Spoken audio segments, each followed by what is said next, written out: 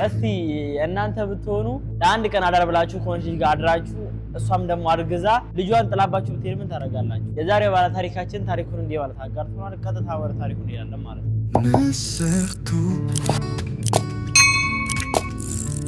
ሰላም ውድ የነስር ቲዩብ ቤተሰቦቻችን፣ ዛሬም በድጋሚ ተመልሰን በሌላ ታሪክ ቀርበናል። የዛሬው ባለ ታሪካችን ደግሞ ስሙን አበራ እንለዋለን ማለት ነው። አበራም ከእናቱ ጋር የሚኖር በቀለም ስራ የሚተዳደር ወጣት ነበር ማለት ነው።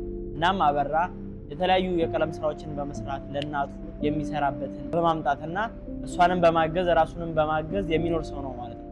እናም የተለያዩ ቀለም ስራዎችን በሚሰራበት ሰዓት ላይ ጎበዝና ጠንካራ ስለሆነ ሁሉም ሰዎች እንዲሰራላቸው ይጋብዙትና የተለያዩ ኮንስትራክሽን ስራዎች ላይ ያሰሩት ነበር ማለት ነው። ከዛም ግን አበራ እንደዚህ በሚሰራበት ሰዓት ላይ በድንገት አንድ ትልቅ ቤት እንዲሰራ ይጠራል ማለት ነው። እናም ሄዶ ያን ቤት በሚሰራበት ሰዓት ላይ በግቢ ውስጥ የሚኖሩ 3 ተከራዮች አሉ ማለት ነው። ከዛም ግን ከነዛ ከ3 ተከራዮቹ መካከል አንዲት ደስ የምትልና ቆንጆ ከሰዎች ጋር ተግባቢ ደግ ልጅ ይተዋወቃል ማለት ነው። እናም ግን ያን ስራ በሚሰራበት ሰዓት ላይ ልጅቷ ጨዋታዋ፣ ቀልዷና ከሰው ጋር ተግባቢነቷ እየሳበው ስለመጣ ከዛች ልጅ ጋር በቀላሉ መተዋወቅና መግባባት ይጀምራሉ ማለት ነው። ከዛም ግን ልጅቷ ቀን በቀን ሲመጣ ከሱ ጋር እየተግባባችና እየተግባባች ስለመጣች እሱም የልጅቷ መግባባትና መጫወት ደስ እያለው ይመጣል ማለት ነው። ከዛም ግን እሱም የቀለም ስራው አሪፍ እየሆነለት እናም እየጨረሰ ሲመጣ ከዚች ልጅ ጋር ያለው ግንኙነት ሞር እየጠበቀና አሪፍ እየሆነ ይመጣል ማለት ነው።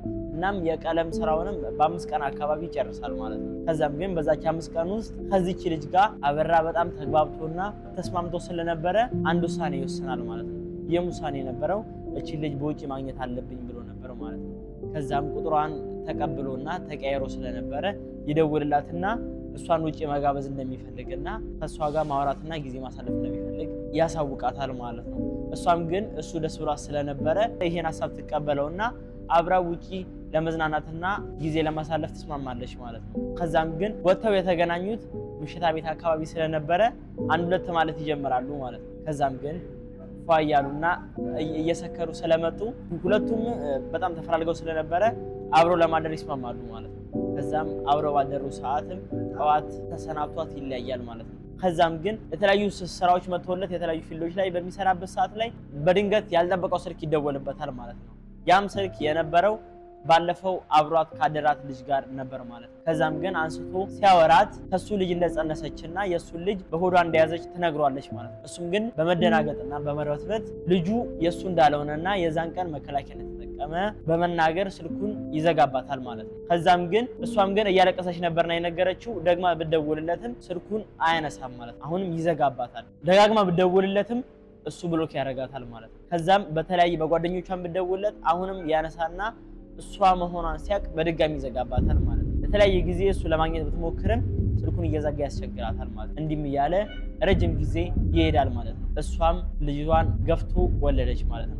በወለደችም ቅስፈት ግን አንድ ውሳኔ ነበር የወሰነችው። የእሷም ውሳኔ የነበረው ልጇን እሱ ቤት አስቀምጣ ወደ ሌላ ቦታ መሄድና ስራ መስራት ነበር ማለት ነው። ከዛም ግን እንደወለደች እንደምንም በላ ቤቱን አፈላልጋና አግኝታ የእናቱ ቤት ልጇን አስቀምጣ ትሄዳለች ማለት ነው። ከዛም ግን እሱ የተለያዩ ቦታዎች ላይ እንደነገርኳችሁ ስራ ሰርቶ ቤት እናቱ ጋር በገባበት ሰዓት ልጅ ያያል ማለት ነው። እናትየውንም ጠጋ ብሎ የማንና ከየት እንደመጣ ሲጠይቃት ልጅቷ የነገረቻትን ነገር እንዳለ ነገረችው ማለት ነው እናትየዋ። ከዛም ግን በመደናገጥ ወዲያው ስልክ ቢደውልላትም እሷ ስልኳን አታነሳም። ቤቷ ሄዶ ለማግኘት ቢሞክርም 2 ወር እንዳለፋትና ከዛ ቤት እንደወጣች የት እንደገባችም እንደማያውቁ ይነግሩታል ማለት ነው። ከዛም ግን ስንት ጊዜ ቢያፈላልጋትም ሊያገኛት አልቻለም ማለት ነው። ከዛም ለኛ ታሪኩ እንዲህ ማለት አጋርቶናል። እኔ ከዚህ በፊት ምንም አይነት ልጅ ወልጄም አሳድጌም አላውቅም።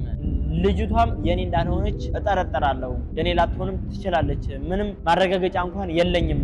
እናቴን እንኳን አሳደጊ እንዳላት የእናቴም አቅም ደክሟል። ምን እንደማድረግና ኬት እንደምጀምር እንኳን ግራ ገብቶኛል ብሏል። እስቲ እናንተ ባበራ ቦታ ብትሆኑ ምን ታደርጋላችሁ? ላበራ ይጠቅማል ይህ ነገር በነገረው መፍትሄ ይሆናል ብላችሁ የምታስቡበትን ነገር እንዳለ ኮሜንት ሴክሽን ላይ ማስቀመጣችሁን እንዳትረሱ። ሌሎች ባለ ታሪኮች ከታች በምናስቀምጣላችሁ የሶሻል ሚዲያ አማራጮች ለኛ ታሪካችሁን ማጋራት ትችላላችሁ። ላይክ፣ ሼር፣ ሰብስክራይብ ማድረግ እንዳይረሳ። ቀጣይ ባለ ታሪክ እስክንገናኝ መልካም ጊዜ። ወዳችኋለሁ እያልኩ በዚህ እሰናበታለሁ።